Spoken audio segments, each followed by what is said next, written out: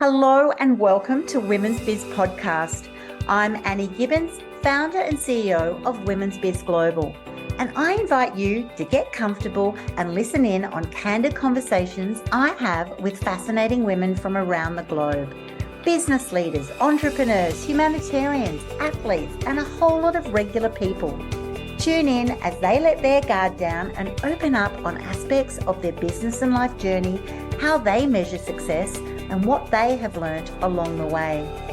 These conversations aim to inspire you to embrace opportunities and possibilities beyond the limits of your imagination. Reclaim your power, strength, and vulnerability. Stand in your truth and propel yourself towards the life you dream to live. Hello, everyone. Welcome to Women's Biz Podcast. Annie here. Delighted to have you join us today. And you are going to meet my very special guest, Shana Francesca. Welcome to the program, Shana. Yeah, thanks for having me.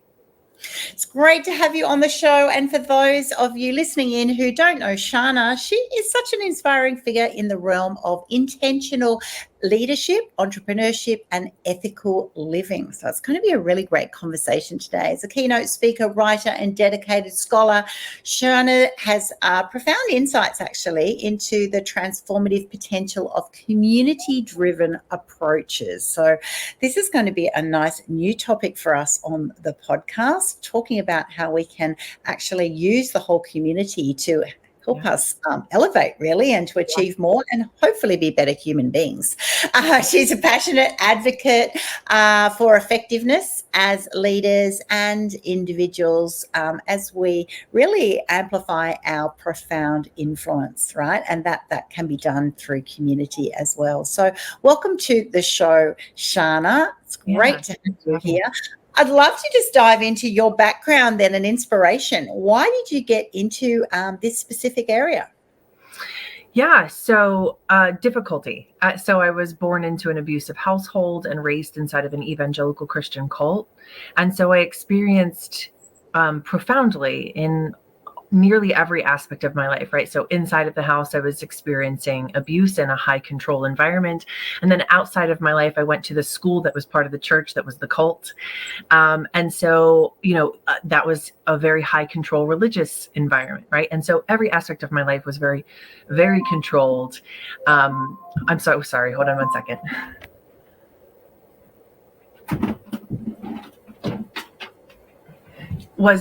So every aspect of my life was very controlled, and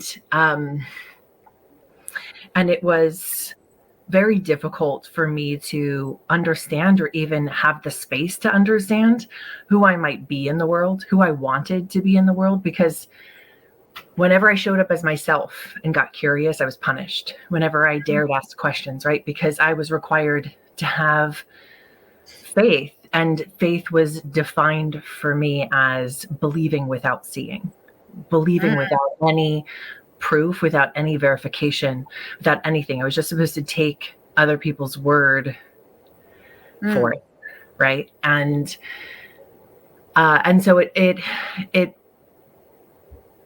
to do that, you have to kill someone's curiosity, and I refused to allow mine to be killed, and because of that, I suffered a lot. So you even knew as a child in that environment, because often when you're born into something, you don't know anything else. Do you know what I mean? So you even had a deeper knowing. It's almost like, well, why was I born this way? Why am I curious? Why do I want to know the reason why, rather than just go, this must be the way it is, because everyone else around me seems to accept this way of living. Yeah. And it was baffling to me so often. And so it's, experiencing that extreme environment, inside of all of my life, it eventually broke me. It eventually broke me, the abuse that I experienced.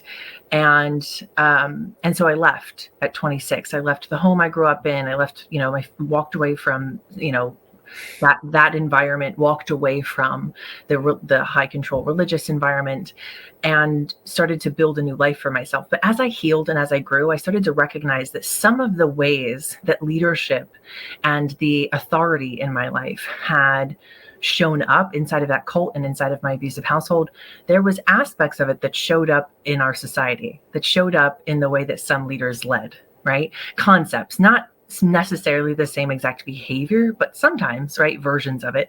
But it was the concepts that seemed to remain the same.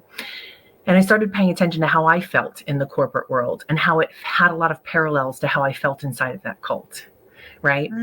In that there wasn't a lot of freedom. I was required to show up a specific way. I wasn't allowed to ask certain questions. I wasn't allowed to be myself or challenge the way that things had always been done. I wasn't allowed to see better ways to do things. That was seen as a threat to the people who were in authority over me.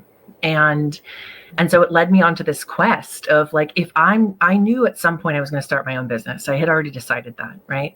But I was like, if I'm going to start a business, I want to be the kind of boss and the kind of leader, right? Back then I didn't use the terminology leader. I said boss, right? So I wanted to be the kind of boss who showed up for my people and created an environment that people actually wanted to work in, that they were able to bring their whole selves, that they were allowed to question. And so I knew that meant I had to become a leader. Yes. And I had to figure out how to cultivate that environment. And I had no idea how to do that because I'd never seen it. I'd never experienced it.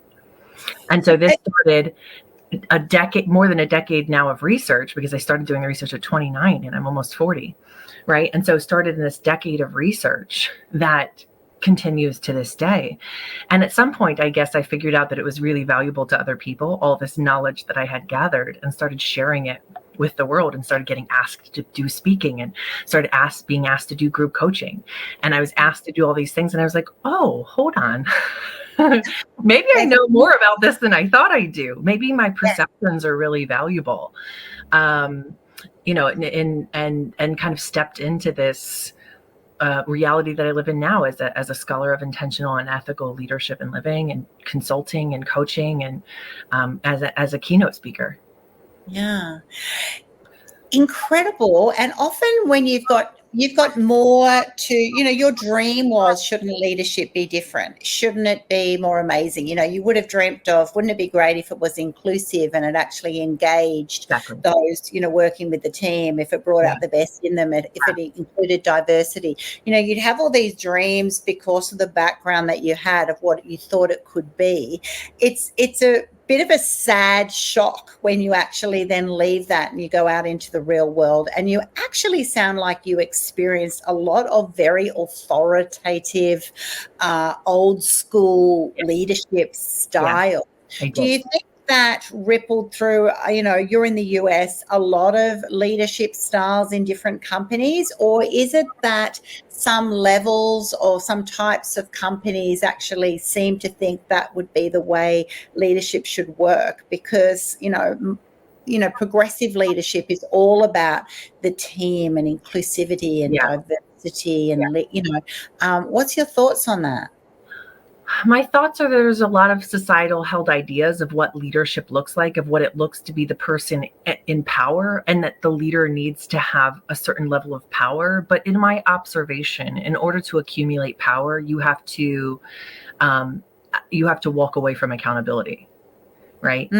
Like people who are sit in positions of power experience less accountability, which means they're doing more harm and being less responsible for it. Right? Because as they're doing harm, they're not accountable for it. So they're not learning more and doing better. They're continuing in these harmful patterns that just snowball on top of one another. Right? Because to not know is not okay. It's not safe to be a leader and not know. Right? That's a very old school way of thinking. And there are many remnants of it in our society, because it's really difficult to shift an entire societal idea. You can't do it overnight. It takes years, it takes decades, it takes dedication, it takes a lot of time. And you're not going to do those things if you don't see or understand what's possible outside of that. Right? If that's the only thing if that's the only way you've been taught to show up as a leader, how do you know how to do any differently? Right? Yeah. And you don't have the tools to ask the right questions.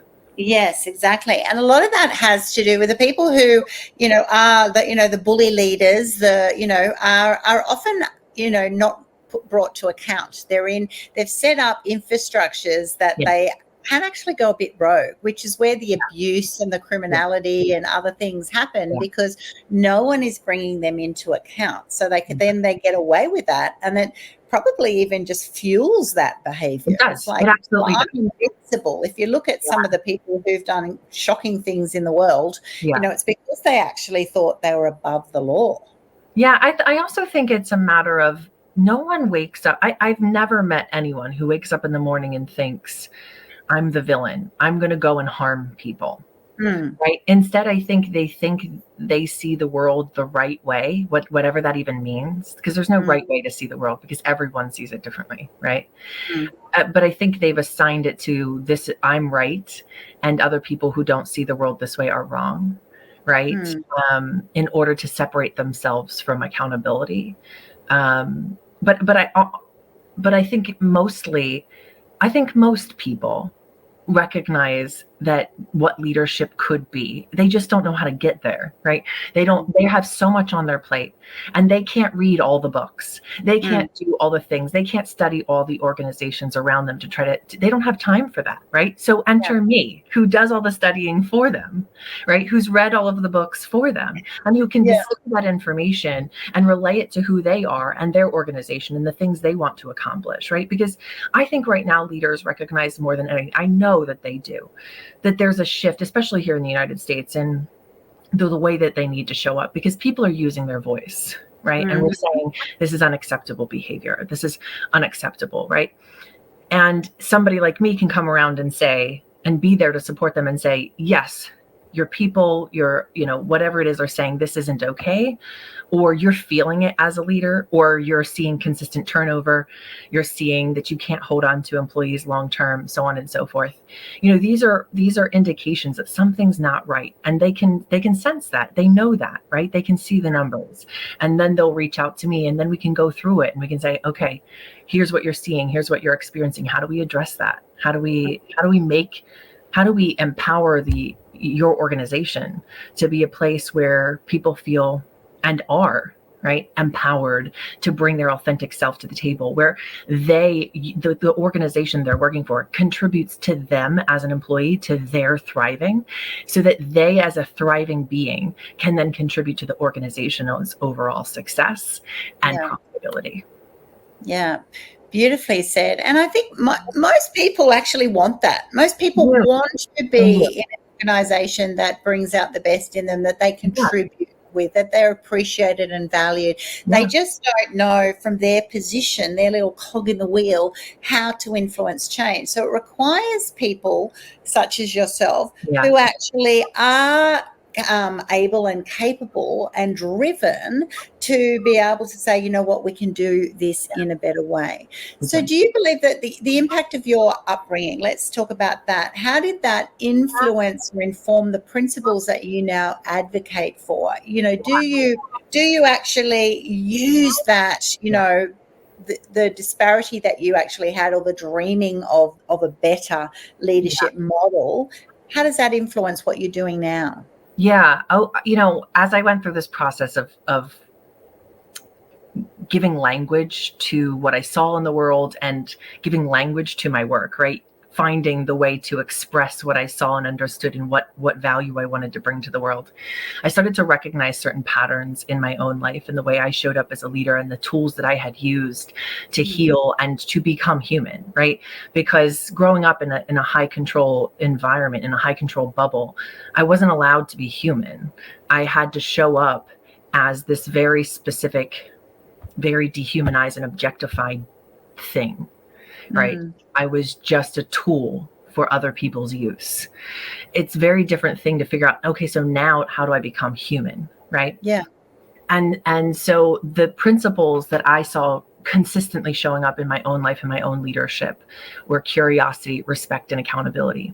And as I moved through studying all these different leaders and all of these different organizations, I saw this pattern. They might not all use those exact 3 words, but they use concepts and their principles and their ethos all center around curiosity, respect, and accountability, and the partnership and the relationship between those 3 things, right? Because we can't learn anything, and we can't be open to understanding new things and driving creativity and innovation and empowering those things without curiosity. Yeah. Exactly. Whereas the world just kills curiosity, doesn't it? It goes and says, don't do things differently. You know, that other people are doing that for you. Just follow our way, follow our style, follow what's given to you. And it's kind of like that makes you robotic, always less. It lessens the potential of humanity. Absolutely. And I love to say that curiosity without respect is intrusive.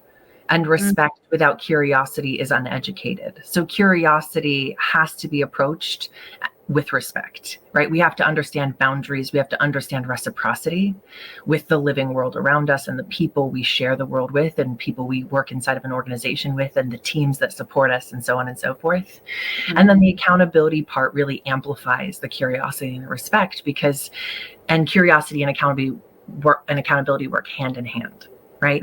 Because if I'm not curious about the impact of my actions on the people and the lives being impacted, right, then I will never take responsibility for that impact. And I won't then be able to get curious about how I could do better.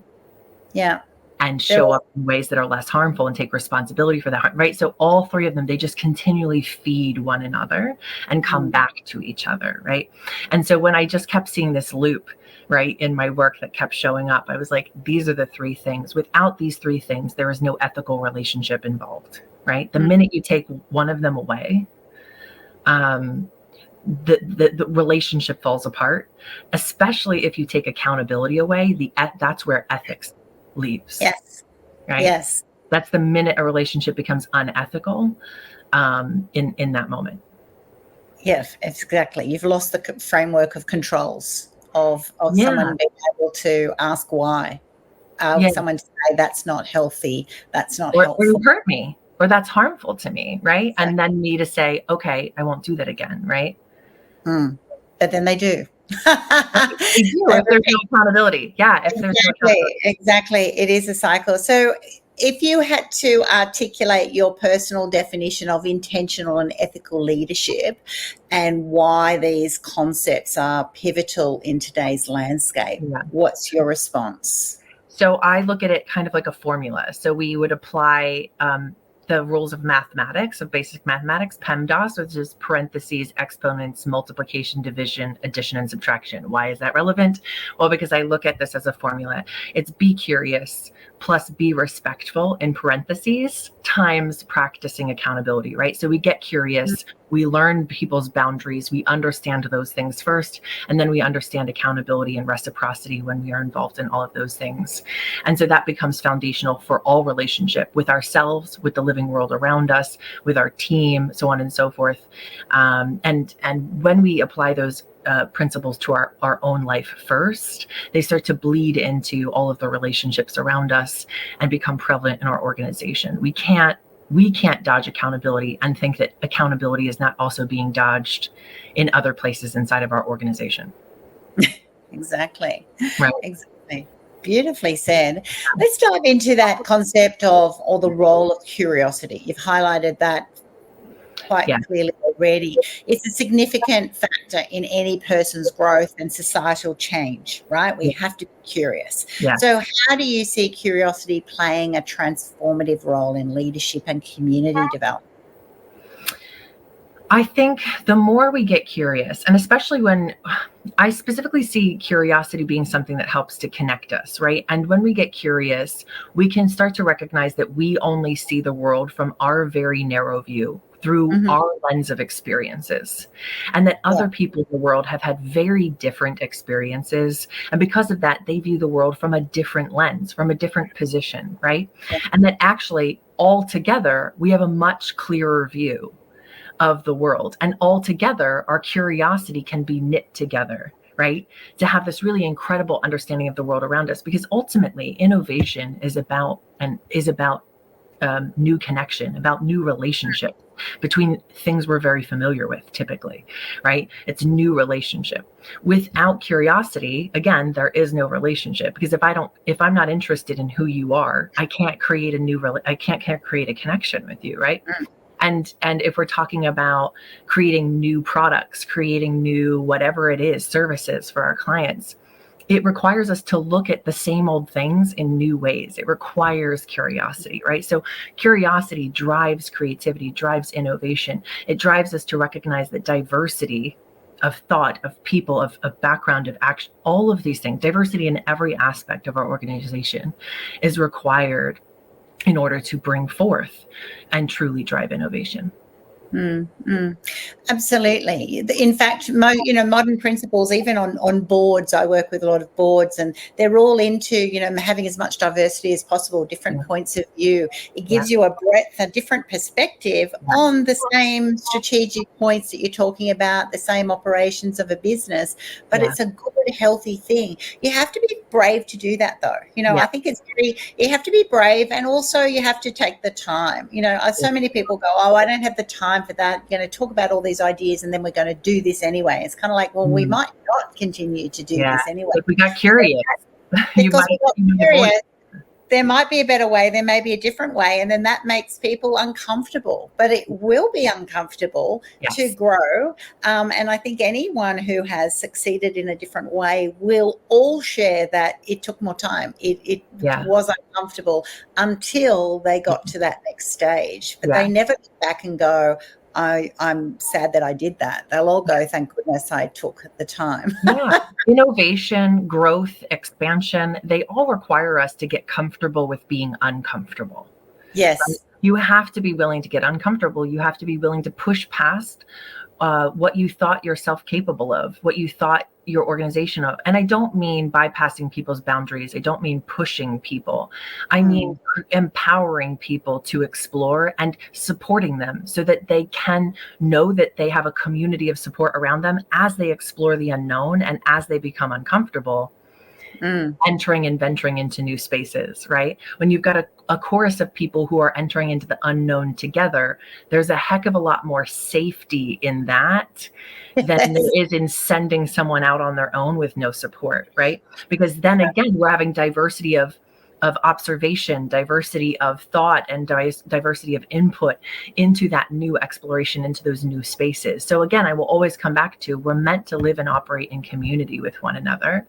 And curiosity, respect, and accountability are required for relationship and connection, and for us to be an intentional and ethical human being, which is how we connect better to ourselves and to one another and actually build community. And I think this is such a great concept and discussion to be having on a business podcast, because to be honest, let's think about it in a different way. Like, I'm a hiker. If I got dumped into the wilderness and said, make your way out, there's very different to being that, that show Alone, to being alone, to actually, we've got a group. We all got dumped as a group. And then how are we going to obviously get out better? Because we're going to have different ways of thinking, different ideas, different suggestions, different skill set, different styles. It's just going to make such a difference, which is why alone is so much harder. Now, it makes sense when you think of it in a reality show that you might watch, or even if you were going to be in that situation yourself, whereas often we don't think of it as similar, but it is so similar. It is, it's a parallel that obviously would help you in a business situation. I love your views on accountability, because I think the world, so many people are not held to account, and I think there's just, ridiculous values in that, particularly for, relationships, innovation, success in all different areas. So how about you share a little bit more about the intrinsic connection to fostering meaningful relationships with a community? How is being held all to account and helping that, seeing that as a good thing, helpful to relationships and community? Yeah, because I think when we get comfortable with being uncomfortable, right? That's what curiosity allows us to start getting comfortable with being uncomfortable. Then we can start to recognize that and create safety for the people around us. That's where like the respect comes in as well, right? Create safety for the people around us to be able to come to us and say, hey, this didn't feel okay to me. But I've recognized, and I realized in my own life, when I'm the one who consistently takes accountability, then other people know that they can also hold me accountable, that they're safe to do that, right? So if I make a small infraction, right, I might say something, I might be a little snippy, I might, whatever, this like small little thing, like forget that I was told something and hold someone responsible for not telling me, like these small infractions, right? If I go back and I say, I've thought about it, you were right. I shouldn't have reacted that way, and I just take responsibility. I don't say I shouldn't have reacted that way, but I was having a bad day, I don't make excuses. I just say I shouldn't have reacted that way. Right? I take full responsibility for my reaction, right? Now, next time something happens with someone, they're going to feel a little bit safer to be able to say, hey, I don't like the way you said that to me. I don't like the way you're talking to me. What's going on? What's wrong? And they'll feel safe to be able to ask me those questions, because I've created a pattern of holding myself responsible and modeling that for other people to be able to follow suit, right? And now we start to create relationship there, because they know they can trust me to say, you're harming me, please stop. Yes. Right? Exactly. And that's where the value starts to come in, because now people feel safe to come to you and talk to you. And now you can really get to the meat of it, right? Like, because really, again, innovation can't be driven without relationship, right? Without us understanding what truly connects the world around us. And we need other people to help us to see things we can't. I don't know a single inventor who worked by themselves, who did everything themselves. They might have drawn from other people's inventions, pulled together different things that were going on in the world. They were, most often, they're kind of collaging ideas together, right? And making them into something new, right? And so when we think about it that way, we recognize that we really absolutely need each other, but there needs to be trust there. There needs to be trust and accountability, right? So that we can actually move things forward.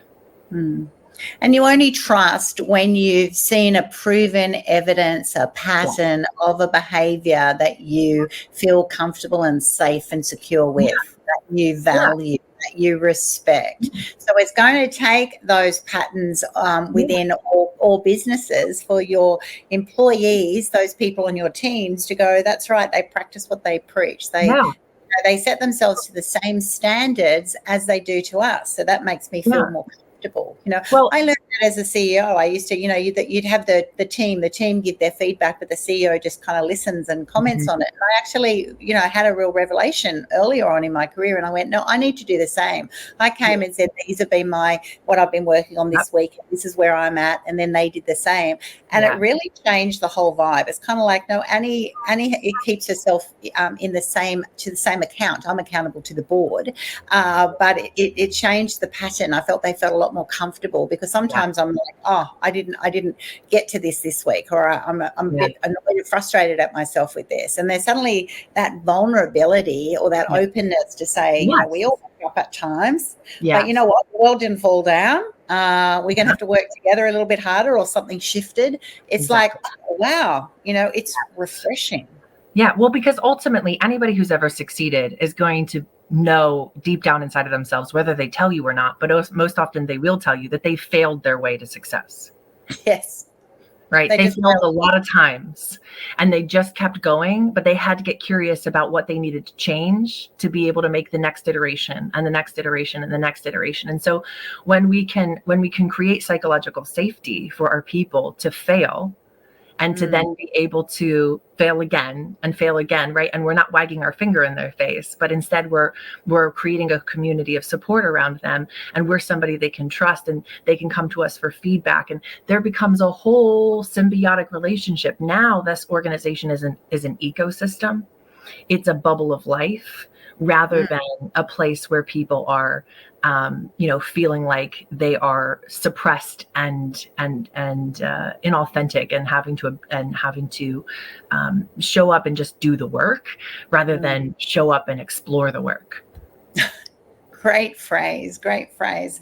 Now, time and human limitations are always challenges, though, and you've identified those. So how do you navigate these obstacles while maintaining that commitment to stay comfortable with discomfort, foster a community with mutual accountability? Because we're all human after all, and we still get frustrated, and it's a real challenge, the balancing act. Yeah, I mean, as far as time, like are you saying like when do you kind of draw that line and say, okay, we've taken this as far as it can go, or yeah. I mean, I think ultimately when you sit down to certain kinds of projects, you have a specific goal in mind, and you have to along the way ask yourself, what are you achieving? What are you achieving? What have you learned along the way? Do you think this current path or this current trajectory is actually going to help you to achieve the thing you've set out to achieve, right? Because it just depends. There are certain organizations who play and exploration are part of their culture because they drive, their products are innovation driven, right? Yes. And then there's other companies and organizations that are looking to provide specific services or specific products, and they're just innovating those specific services and products, right? They're not looking to bring something specifically new into the world. They're looking to create new innovation around things they're already doing, right? Yeah. And so it just depends on what your objectives are. There's going to be a lot more runway for organizations that are trying to create new innovations, and that's what they bring to market, as opposed to organizations that are bringing specific products and specific services, and they're just looking to innovate those.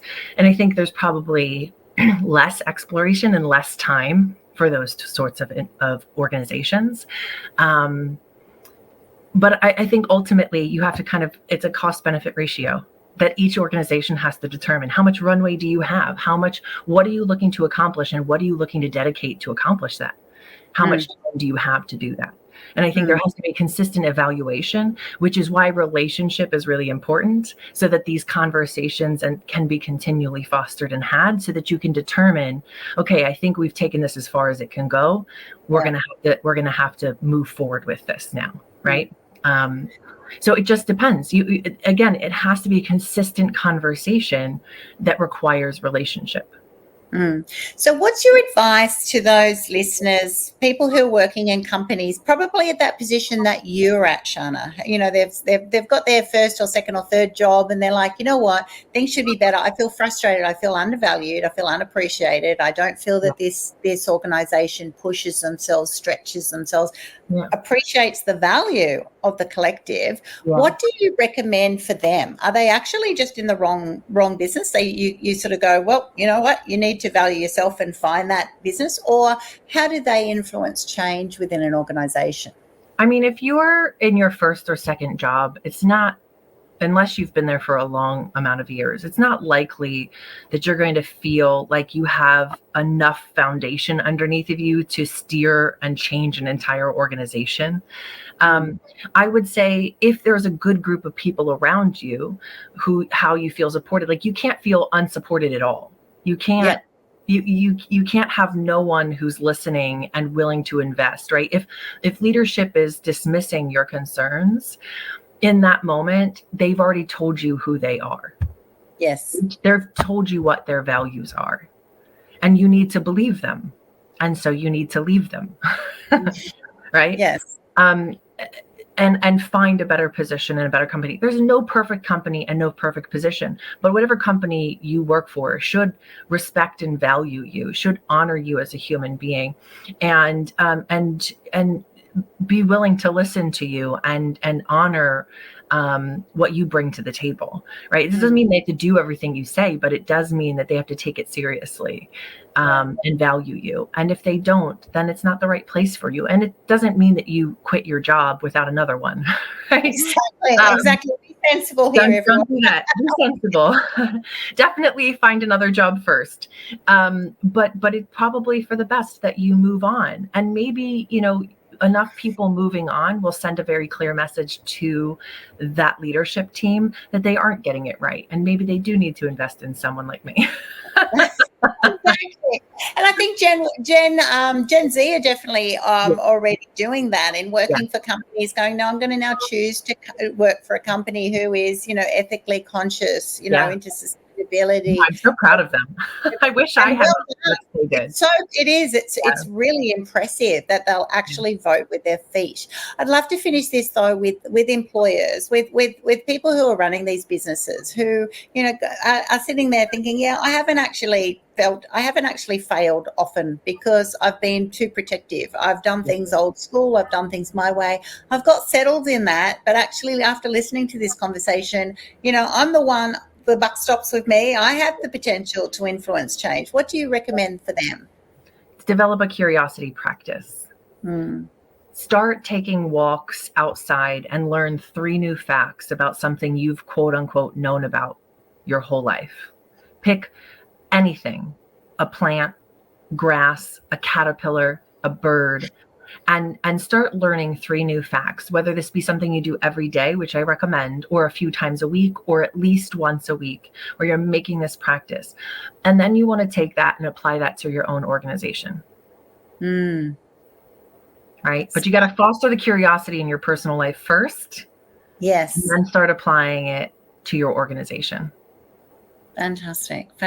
So for all of our listeners, whatever platform you're listening in, or you might be watching in on YouTube or LinkedIn Live, if that's you're thinking from the consumer perspective, if you're employee, you're wanting to stretch yourself, if you're actually going, I need to lead better.